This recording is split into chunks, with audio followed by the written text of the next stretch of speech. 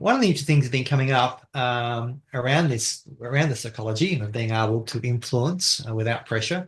And again, we look at it the multi-generational in the workplace now, and how there's so many different ways of being able to communicate. And whether you're in sales, whether you're in leadership, a business owner, startup, scale, you've got to go through that scenario where you've got to adapt and change. You've got to be able to bring people on board for the ride. And sometimes you just wish you'd say, just do what I say. Let's all work together and do it my way. Unfortunately, it doesn't sort of work that way. You don't get the buy-in. You probably get people leaving. As a result of that, you've got to sort of think about how can I, every conversation I have, how can I be bringing into the outcome of what I would like to have? How do I get people engaged? How do I keep people invested? How do I sell them on my idea or the vision of the company? How do I go through and do that? So what are some of the biggest misconceptions about persuasion in the role of leadership that you've heard, Shondell? Look, I think that, the biggest thing that comes up when we're talking about persuasion, often when we're talking about selling, is this myth around manipulation. And the challenge around that is that the word manipulation often brings up a lot of negative connotations, a lot of negative pictures in a person's mind. And what we talk about is that it's really about getting buy-in, because no one can actually make you do anything that you don't want to do. And the role of a leader is really to be able to find the right trigger points, to find the right areas, to be able to get that buy-in, to get that alignment, to get that influence. And I think that when we actually explore what persuasion really is, it's about the ability to foster collaboration and to get people to opt in because they want to, as opposed to because they feel like they have to, or that there's some challenge around, being forced to do something that people don't want to do. And the reality is if you're in leadership, you know that there are certain things you need to get the team to rally to do in order to produce outcome. And so I think it's really the role of a leader to be able to find those buy-in points and then to communicate them elegantly and effectively. Yeah, I think it's important, and a lot of the times, when we've taught language specifically, people go, "Oh, isn't that manipulating?" But no, we're working out how they communicate, and we're finding out what's the order and sequence of which they like to communicate, what's their model, and we're actually changing the way we communicate to get that message and to land it in that space for them. So, everything can be used for good and evil. The hammer can be used for good, or a hammer can be used for evil in that regard. So I think it's the intention behind it's a really important point of that, which is really good. Taking Yeah. that off. I love that you've mentioned that, Brad. The fact that you talk about the intention when you're communicating, and that's primarily what we're looking at, isn't it? Is what is the intention of the person that's communicating with us? So knowing that you're so skilled and such an expert in this field, Brad, how do you use communication skills to ethically guide someone towards a yes, as opposed to, trying to get their buy-in? Yeah, try to get their buy-in. Exactly. Yeah. So yeah, a lot of the scenario that comes at that place. And I think what ends up happening is that you really forget to ask those deep questions. Now, in every situation, in any context, there's always a space for an agreement if we actually sort of get to the overall big picture. We call it chunking up. Yeah. And if we can find out what is the overall benefit for this person in what we're looking at getting and what's in it for them, if we can chunk up, we can always get an agreement. And when we are able to ask those right questions, like how and what, and we can get to the deep, this is sort of, the essence of what we're looking at going through and doing here, we should be able to always be able to get an agreement. So I'll give you a quick example. In the context of business, if you were to take any employee, leader, owner, director, executive member, whatever it is, in any business, if you were to go through and ask them enough times, what is the intention of business? And I've done this with a number of our clients. Eventually, hopefully, the person will get to profit reasonably soon. All right. So if you're not in business to make a profit, then that's the thing as a non-for-profit, but they still have to make a money to be able to reinvest. All right. So whilst it's a non-for-profit, it's not a profitable business for cash flow. It's non-profit for putting money back into the business. As a non-profit. But if you're not making a profit, then why are you in business? So in that example, anytime you're coming to someone, you want to get their agreement, if you're able to go through and find out, what's the overall intention and what purpose is there, if you can set up what we call an agreement frame, where, okay, so you'll agree that whatever we do is in the context of business, making a profit's important. They go, yeah, good. All right. So how do we get there? As long as we can sort of maintain agreement and get that profit, you're okay with this conversation going ahead, right? So we've set them up with a yes set. We've set them up with that process. And then by really going through and asking those questions, it allows us to get to that place, being able to do it. And because we're positioning ourselves with an agreement before we've gone through that, it's very hard for the person to back out of, no, I don't want to do that because I really don't care about the company's profit. It's a really hard place to sort of go back to from there. I love that you've mentioned that, Brad. I think, with that technique and actually asking those questions, it's really, really important to be able to make sure that you're, maintaining rapport with people and understanding the intention, as Alex mentioned before. And I think, these are such important criteria when we're looking at persuasion from the perspective of the overall intention, good intentions to getting results. So, Alex, I know that we talked about this. What's some simple tricks that you can share with our audience that elite persuaders can actually use to build trust and maintain that rapport? Absolutely. Well, Shondell, it's one of those things where, when we establish trust with people and we're able to communicate effectively with them because we have that trusting relationship, it makes the communication so much easier. The way that we do that, as we know, is rapport is primarily unconsciously built between two people. So, it's making sure you establish those relationships, that you're building those connections. And the way in which we can do that is we can match and mirror people.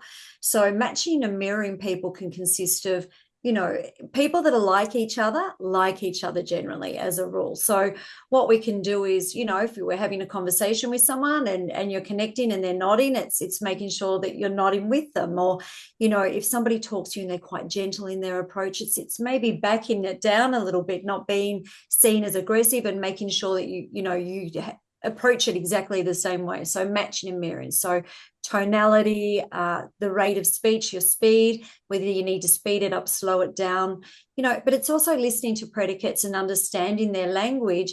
And of course, it's listening and genuinely being interested in what somebody has to say, allowing them to speak and finish. And then, of course, it's great to come in and recap what it is that they've said to you, so that they know that, wow, this person's interested in what I have to say. They're really listening to me. I feel like I'm being heard. And when you recap back to somebody something that they've just spoken to you about, it shows that you've got buy-in. You're interested in what it is that they're speaking about, and you're taking part in the conversation. So I feel like this is something that makes people feel at ease with you. It builds that trust, and it really allows you to have those great, honest conversations, and allows you to have that radical candor with the other person. I love that radical candor. Yeah, we want to be able to have that wherever we can, and that gives a good indication that we're got that rapport where that person doesn't feel too uncomfortable to challenge us on our language, our thoughts, or our processes, or what we're asking them to do. So when we think about, how is it that we can be persuasive without being pushy? I understand that, for a lot of us, we've been around leaders and people that have supported us in business. And sometimes there's people that are just really determined, and they really are determined to get their point across, and they can be quite aggressive, or maybe they're not even being aggressive. Maybe they're just being seen as aggressive, or you feel that they're a little bit aggressive in their approach. And so I guess, what the question that we want to ask ourselves here is, why do some leaders feel really pushy while other people are able to master persuasion effectively? Shondell, what are your thoughts around this? Yeah, I think it's something that we get asked all the time as master trainers of NLP and master coaches. We often get asked by people, how do I be effective? How do I get people on board without feeling like I'm micromanaging them, or being really pushy or aggressive or arrogant, etc. And I think that one of the things that we often will talk about is how communication is not just about the words that we use. A whopping 93% of the way in which our communication is interpreted by others is through the voice and through our physiology. So tone can play a huge role in terms of the way that we're perceived. In addition to that, things like body language, how you use your body in conversation, the gestures, and of course, we mentioned it before when we were talking about the importance of deep unconscious rapport and actually making sure that we're taking note of how other people are using their preferences in communication. So, that really affects the way that we're perceived. And I think that it starts with our ability to be conscious of our own intention as well. I did some work a few years ago with an emerging leader, a young woman who was working in a fairly, I would say, perhaps male-dominated, masculine energy-dominated environment. And she often struggled to feel like she was being taken seriously. And so I offered to listen to a presentation she was doing.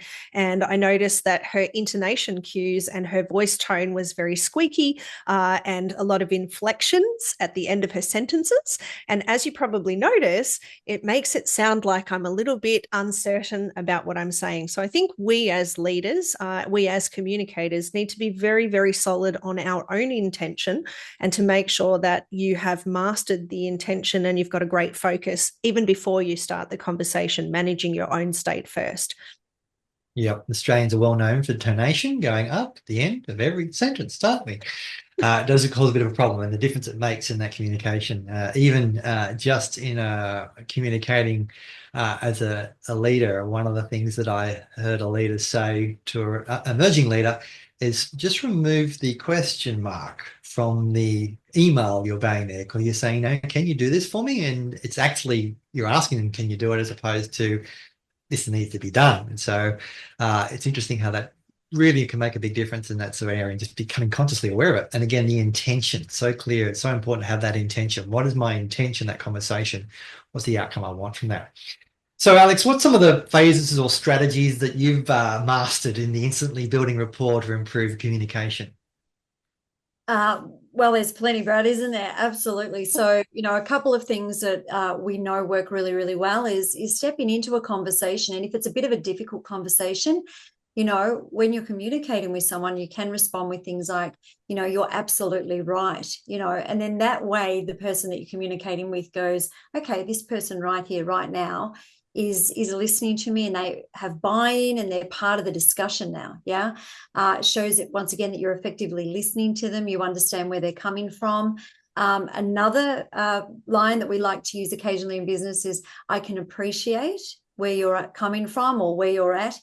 And then this allows you to actually add what it is that you need to add to the conversation to bring value to the conversation. Another one, of course, is I can respect where you're coming from. So once again, it's showing that you're respecting the other person's model of the world, or you're not just going to railroad your way in and just come in with your own thoughts and feelings, but you're going to be respectful and you're going to be accommodating in listening to what it is that somebody else has to express to you. So, Brad, I feel like the most important thing is making sure that people understand that you are appreciating their point of view, and that you are prepared to sit there and consider where they're coming from. Yeah, I think that's great, Alex, because often in communication, we're thinking about what we can do with the other people as opposed to how we can acknowledge someone for what they might have just said. And that plays a role in that active listening and getting interested. But Brad, I know we talked about this last week in one of our programs. Why are leadership qualities like communication and persuasion so essential when we're working with other people, do you think? Yeah, I think the key word there is people, working with other people. And when we're doing and working with other people, we need to take that in consideration. So the process of communication, you mentioned earlier, 90% of communication is sort of unconscious, out of our awareness of what we're doing there. So we want to make sure that we're enabling every conversation we have to be leading towards an outcome and the change that we want. And one of the easiest things to do whenever you are having a conversation with someone, especially as you're a leader now, and I'll give some context around this, typically these conversations is that someone's coming to you because they need some help and advice, or they're second guessing themselves in that scenario. And in that place, the worst thing you possibly can do is to give them the answer, because in that scenario, all you are doing is being a transactional leader. You're going through and giving them the answer, and when you actually create yourself as a bottleneck, because the person gets the answer they want, and therefore they got the path of least resistance. They haven't had to think uncomfortably about what would go wrong if I made this mistake. They haven't had to have any ownership on what they're doing for that process. They just come to you and going, in their head, I'm sure this is the right thing to do, but if they say it's okay and it goes wrong, it's not on me. Yeah. So in those scenarios, when it comes up, the best thing to do is to not give the answer to people and to ask them questions and lead, and think about every opportunity as a situation of growth and leading those people. And there's going to be other exceptions to where this isn't always suitable, but I think it's a great thing to do. And I'll give you an indication of when it's a really good time to bring this into your awareness. Now, if you're going to go away for 2 weeks annual leave, pretty much for that 2 weeks leading up to that 2 weeks, you should not necessarily be solving any problems. All right. If you want to go away on holidays and come back from annual leave and the world's not has crashed around your ears, then a really good idea is to go through in that scenario is stopping yourself from asking the question. And it might be along the lines of, like Alex said, I really appreciate that. So you're absolutely right. That's a good, interesting problem to have. And I really appreciate you bringing that there. And that's a really good question. What do you think the solution would be? How do you think you'd solve that problem?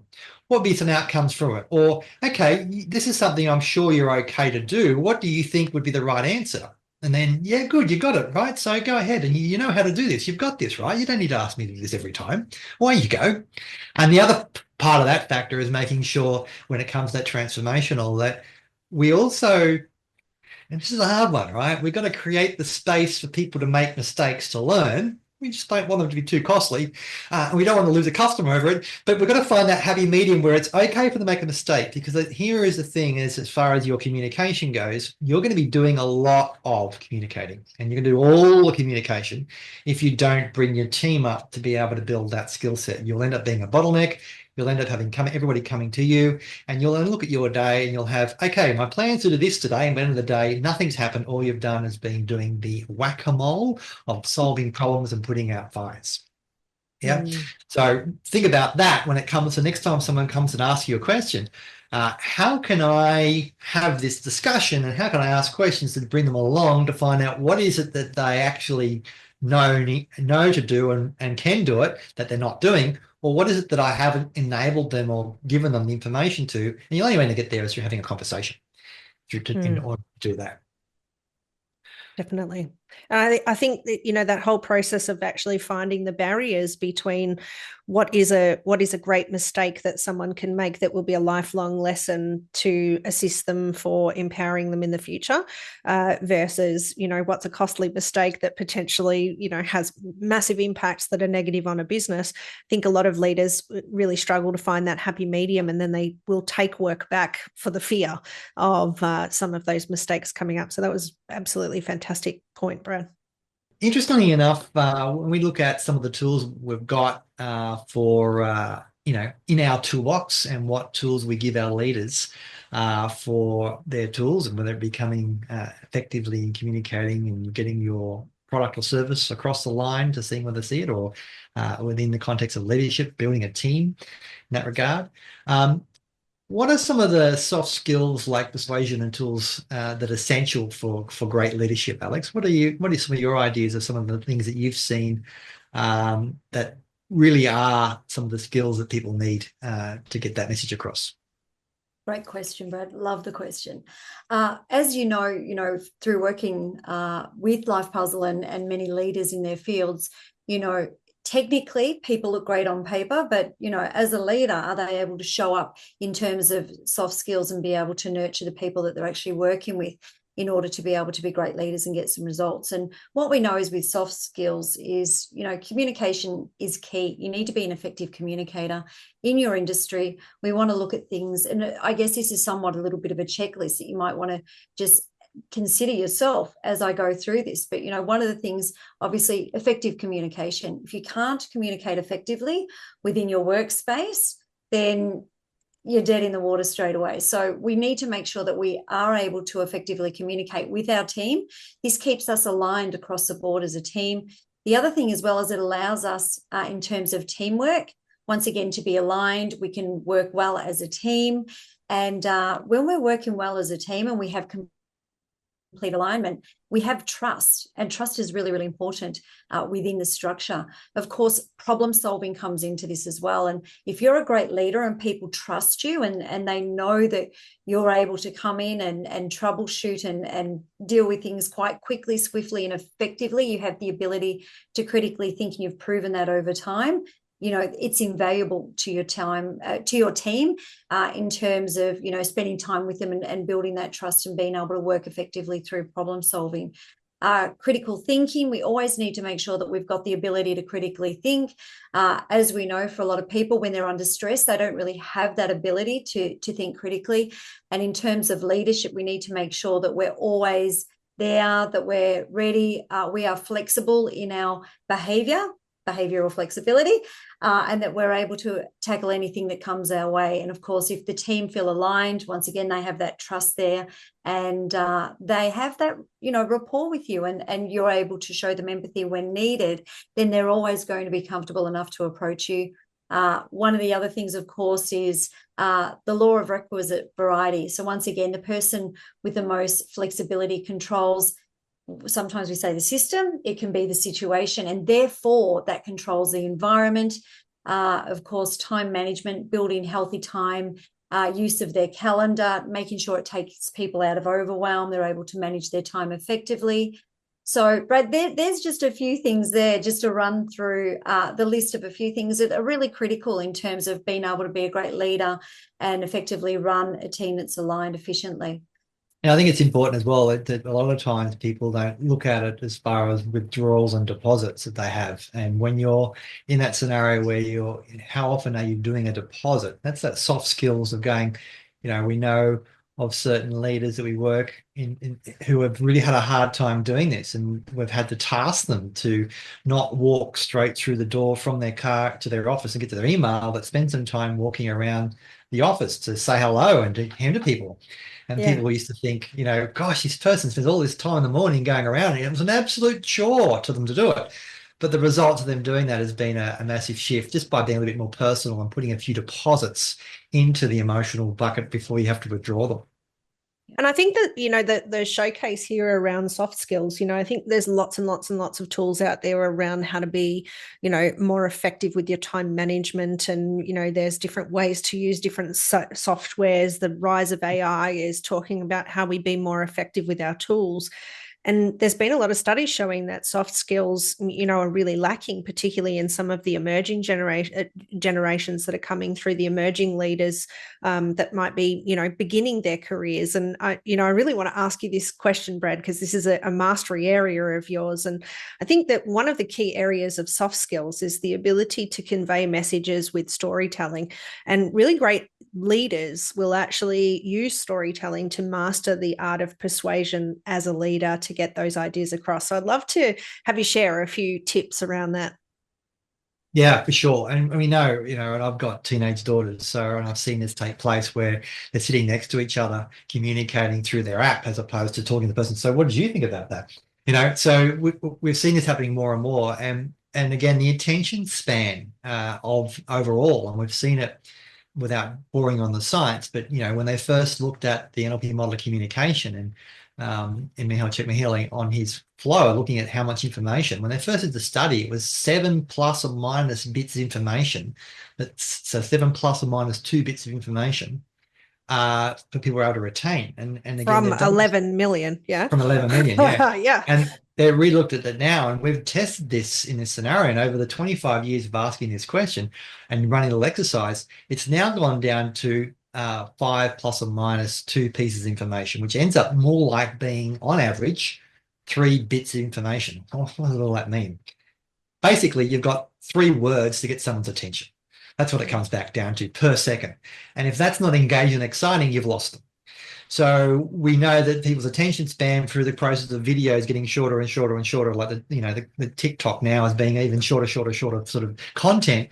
People's attention spans being shorter. So how do you get that attention? Well, you're going to have to get into that and have a story. And as soon as you engage into a story, you're going to pique their interest. And if you're running a story really, really well and telling a story really well, you'll start off with a point of curiosity, which will lead to that person to want to hear the rest of it and going through and doing that. So as a leader, having stories to be able to articulate and talk about things is a great way. As a mentor, your life experience will be translated into stories to the people you're mentoring. If you're a coach, you want to have stories and metaphors that are allowed to bring into that scenario how it goes and how it's being traveled as far as the order and sequence of what needs to happen in that. Overcoming diversity, overcoming a problem, overcoming a difficult conversation. These are all really good ways of being able to have a story coming into that. Every teachable moment should start off with a little bit of a story leading into it to get their why they need to learn it or what's in it for them and create that state of curiosity. One of the huge things that I learned many years ago was the hero's journey and going through the process of how that fits in with a structure and how that all works in. And anyone wants to go do any research on it, feel free to go ahead and look at it. But it's one of the most easiest to understand story processes, which gets a lot of engagement. And again, the hero's journey in the context of movies and books have sold more books and more movies is a plot in that scenario. And it goes through taking someone on a journey through a story. And when you're able to do that, whether you're applying it to marketing or you're applying it into leadership or into sales, it's a really great way of being able to go through and pace and lead.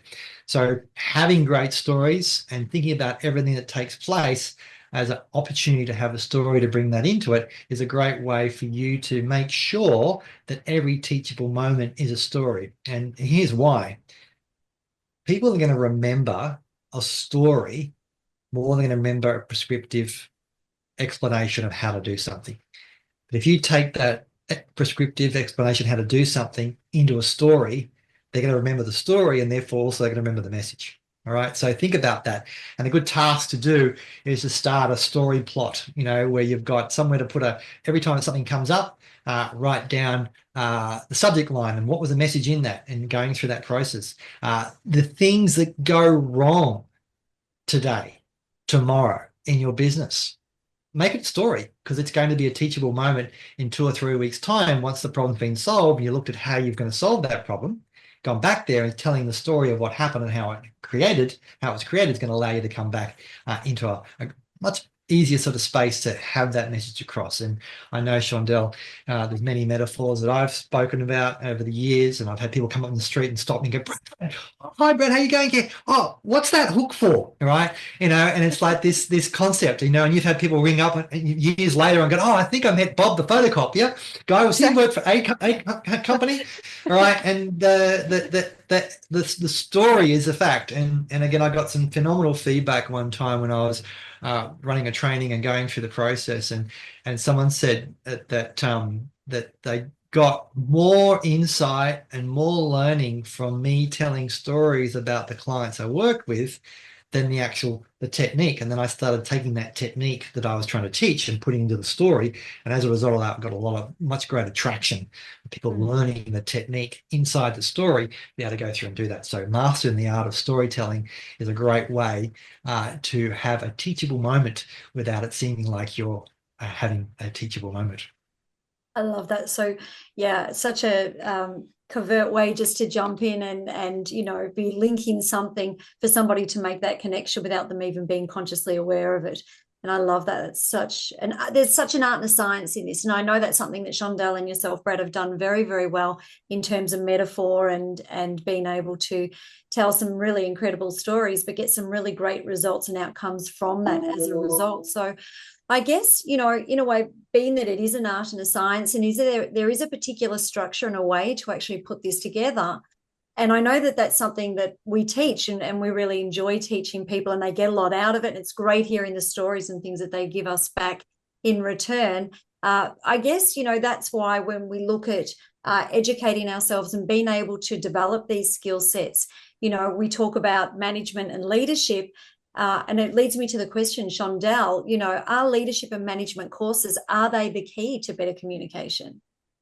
Well, it's such an interesting question, and I'm going to be a little bit controversial here because I think that all learning is good learning, and we often will talk about the importance and the distinctions between, conscious-minded logic and unconscious behavior, emotions, the storing of all of those behaviors and sequences that become our behaviors. And so while I will always advocate the idea of people going off and doing courses and, you know, being involved in education, I think it's really important always to look at how is that information actually being stored and utilized as well. And so I think that when we talk about the process of either, whether that's, you know, through reading reference material or attending classes, or it might be a degree or some kind of further learning that you might be doing, I think all these things are super important because you have to have foundational knowledge.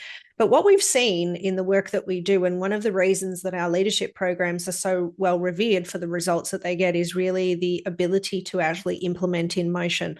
And so one of the things, and I know that there's going to be a few people listening, perhaps rolling their eyes as I say this, but you know, when we look at things like role plays, you know, the businesses that are still performing role plays with their sales teams as part of their meetings are doing so much better in the marketplace, because even though lots of people don't particularly like the concept of a role play, what I always say is that I would much rather practice a scenario in a safe environment where I can listen to how it comes out, or I can have a trial and error playing process with, you know, what happens with tonality, or what was that person's facial expression as I tried that response with them. You know, those kinds of experiences, you know, practicing conflicting conversations or challenging conversations so that the first time you say it to somebody in what could potentially be a highly emotional situation isn't the first time that it's come out of your mouth. Those kinds of things are super important. Like we know that we don't know what we don't know. And so structured learning and getting knowledge is super important. It's the application of that knowledge. One of my favorite sayings is knowing without doing is not actually really knowing. And so I think that definitely getting our theoretical knowledge is super important. But I also think that there's an art in being able to make sure that you're applying those tools to really get them embedded in that subconscious process. And, you know, speaking to what you were saying before, Brad, around the importance of the, you know, the hero's journey, the story, you know, those metaphors and things actually help people to relate to their everyday life, and then to actually have the courage. Well, you know, if that person can do that, then perhaps maybe I can put that in place as well. So I think it's really interesting and potentially a little bit controversial that not everybody's learning is exactly the same, and we need to make sure that that we're actually having those repetitions and that practice in that environment. Interesting enough, we know, and we've really getting into the content here around persuasion. So, Chantal, what are some of the key psychological triggers behind persuasion mastery, do you believe? Well, I think that there are so many experts on this subject, and people who are listening need to find their congruence with it, because anything that feels forced is always going to come across as icky or sleazy or gross. And, you know, I think that's how, you know, sales got a bad name. People feel kind of sleazy and salesy. But when we come to persuasion and mastering persuasion, you know, one of my favorite authors on the subject is obviously Robert Cialdini in his 6 influences of persuasion, or principles of influence, which is, you know, reciprocity, authority, social proof, commitment, liking, and scarcity. And so, you know, particularly, I remember when I first came across this, it was a number of years ago, when there was a write-up in one of the HBR reviews, you know, the Harvard Business School, HBS reviews, the Harvard Business School reviews. And I remember thinking to myself about how simple it was to look at how and why people are responsive through communication, even when specific requests aren't being made. So, like, for example, why is it that sometimes when people have a published book, that they are seen as being more of an expert than perhaps maybe someone who has tens of thousands of degrees? Why is it that sometimes when, you know, there's a certain amount of likes or shares on a post, that people think that that must be truth because so many people have engaged with that? You know, the ability to actually, you know, create scarcity in an offer. You know, you must do this before midnight tonight. Oh my goodness, I need to do action. I need to take action on that. And one of my favorites is reciprocity. As we're in the business of building trust and we enjoy, interactions with people and win-win scenarios, one of the things that I always encourage leaders and salespeople in the field to do is to practice that of reciprocity. Don't just go in looking for the jugular in terms of what's in it for you in a relationship. Okay, so the person may not necessarily need what you have right now, but you know that they need a website, and a rock star company that does amazing websites. Make an introduction. The process of reciprocity will mean that that person feels appreciated, that you're not just looking to gouge them for whatever it is that you can get from them in that moment. And maybe, just maybe, and more often than not, when they need something that potentially you have, then they're probably going to think of you first because you left them with a certain feeling around that. And so this kind of leads into a little bit about our biases and our cognitive biases. And often, our cognitive biases can actually help or hinder. So, Brad, what's your thoughts around the impact of those on our persuasion techniques? Yeah, I've met some pretty successful business people, and the ones that are pretty much those that are successful are ones that are great networkers and always referring people and always having that process. So it's interesting how that works. And again, it comes back down to your intention and how you manage that bias. Looking at every interaction as what can I get out of that, it's going to come across one way or another, as opposed to what can I do for this person? What value can I give? And I think it's a really important question to be able to have, to make sure that you check your bias on that, and you're going through and you are providing effectiveness in your communication. So in those interactions, think about what value can I give this person? What can they walk away with from a conversation today? How can I give them value? And I used to talk about in a training environment where you want to give value. And it was very early on that I had a coach helping me with my mindset around my scarcity, because I had a really big financial debt. My business was going pear-shaped. And all I wanted to do was to answer the phone to get sales and get money, and give me your money, give me your money, give me your money. That was my intention. And my bias was basically reflecting in that, just getting pure rejection. And he says, you've got to stop trying to give money and start giving value. When you give value, you'll get value back. So you started that as a practice of, okay, in this interaction, how can I give this person value? In a coaching session, how can I make sure this person's walking away from value today? What change can they make?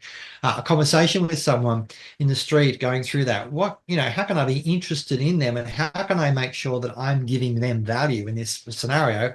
What they can walk away with in that? And if you're thinking about what you can give for somebody, that's going to come across. And then as a result of that, you're putting out there that's value out, and not expecting value back. But when that takes place, you put enough value out, you'll get things back. This takes place where people will be a bit slow in business. We'll say, take some action, do something, just make 5 phone calls a day, every day, and all of a sudden see what happens. And then again, they make those phone calls, existing clients, new clients, whatever it is, and all of a sudden they go, wow, it's interesting. Something came back. It's that taking action, putting out that process, going out there and doing something, and what value can I give in order for me to go through and make sure that helps that. And when you're in that place, you're effectively making sure you're putting something out there, and you're going to be seen as someone who is caring and listening, and obviously got to listen to be able to give that value, and going through and doing that. And it's not about giving advice, it's about asking those questions to have that understanding what that person can sort of get out of that conversation in order for you to get that result. And when you're able to do that, those little subtle sort of framing outcomes are really effective. So, Alex, what's some quick ways leaders can measure their persuasive impacts?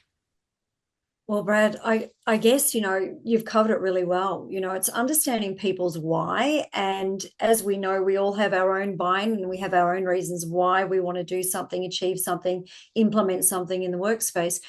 But when we have a group of people in front of us, everybody is going to be different in terms of their mindset and the way that they filter information and their thoughts and the way they process. So we want to make sure that for each person that's sitting in front of us, we get that connection. Yeah. And in order to be able to know that we have that, it's, tapping into and utilizing our sensory acuity. So it's making sure that when we're communicating with people, to find that we've actually hit that value, it's having that conversation, and it's nodding, and it's looking at the person opposite you to go, hey, have I got that rapport? Are they nodding back? Are we on the same page? Are they understanding, what it is that I'm communicating? So we're looking for, our micro agreement, so to speak.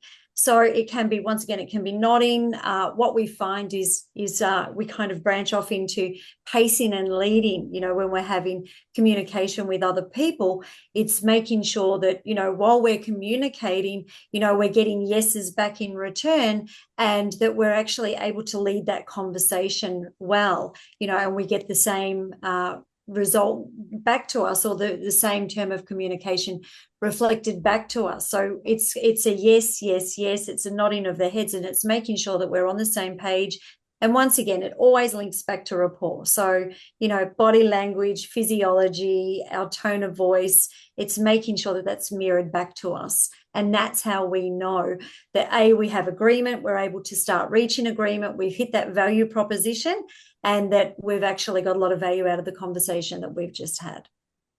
And I think it's some of those things that are just like little cues, aren't they? Like we notice sometimes, people leaning in, when and it's not like the volume of the leader's voice changed or anything like that. It's just, you can see that people are, leaning forward in their chair. It's like, yes, I'm interested in what you're saying. I want to get closer to it. Unconsciously, they probably didn't even know that they leaned forward.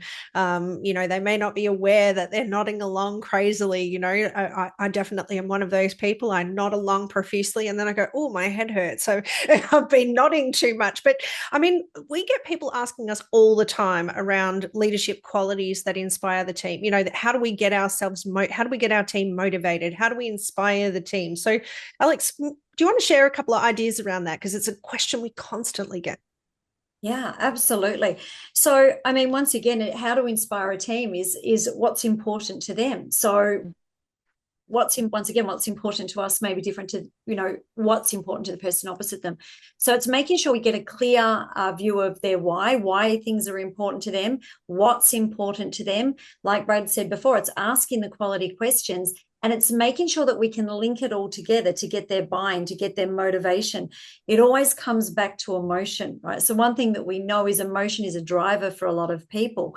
So to be able to motivate and excite people about it, it's linking it to what excites them, and it's buying into and tapping into their why. So it could even be, I spoke to someone about this the other day, and we talked about, they have a goal of heading to France, and it's like, okay, so when we're talking to this particular person in the workspace, when they're a commission-based in a commission-based sales role, you're one bottle of Verve closer to the Champagne region in France, and it's tapping into something that lights up somebody's neurology. Now, it may not light up your neurology, but it's not about that. It's about, where's the emotional buy-in? Or, quite often people are saving up for a home. So, they bring in a commission at the end of the month, and it's like, there's your front door, there's your letterbox, and it's making that unconscious connection into, why are they there? What's important for them? And so once again, Brad, asking the quality questions. Shondell, sometimes it's like you said before, it's having a conversation,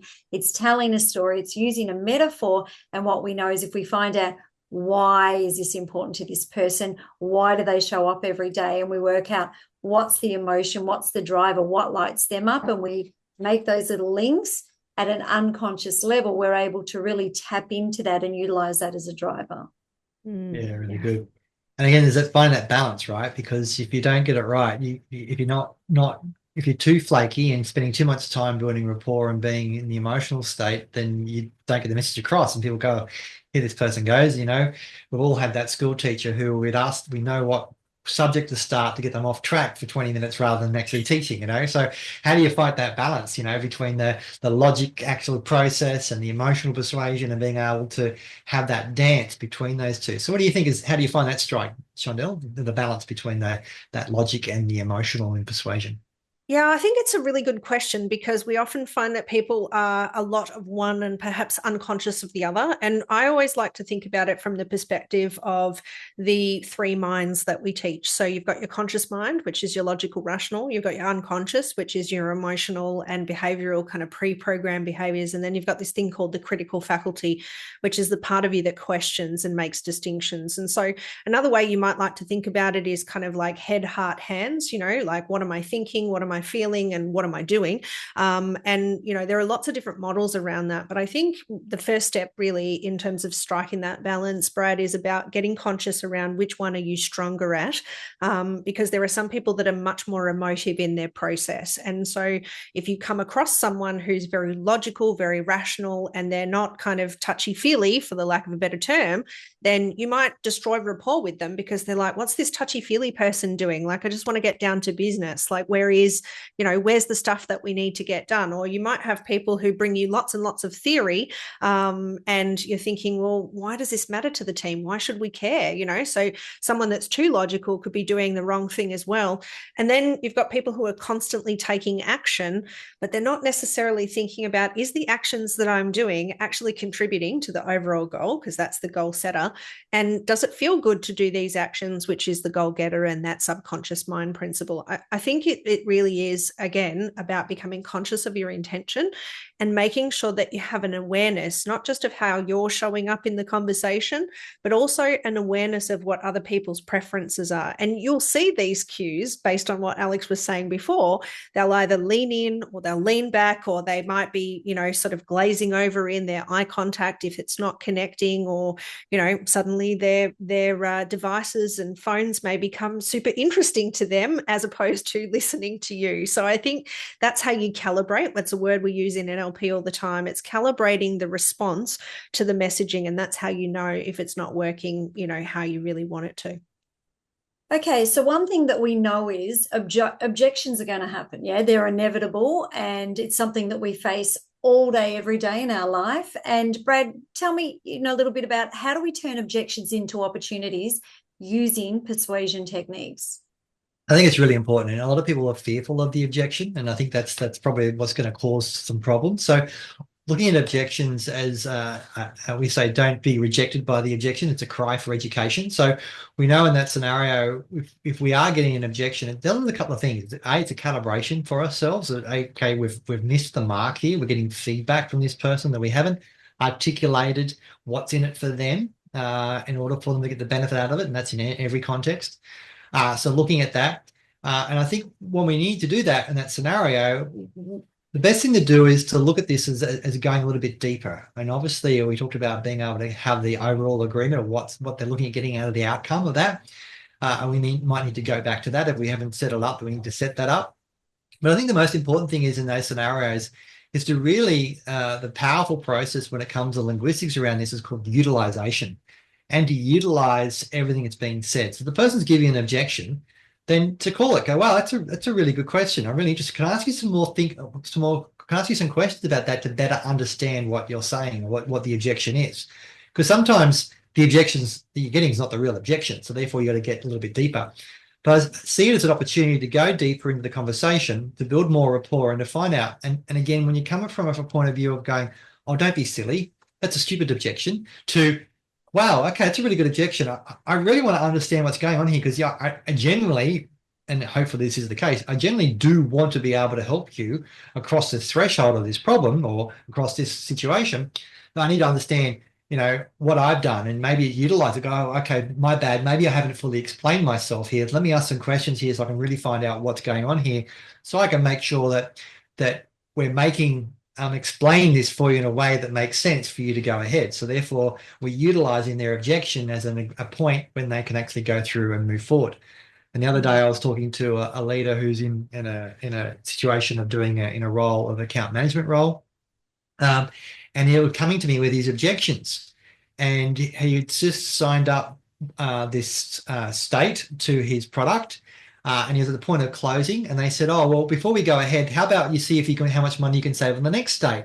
And he didn't know where to go to from that. So he goes, okay. And that was the end of the conversation. And he come back, what should have I said?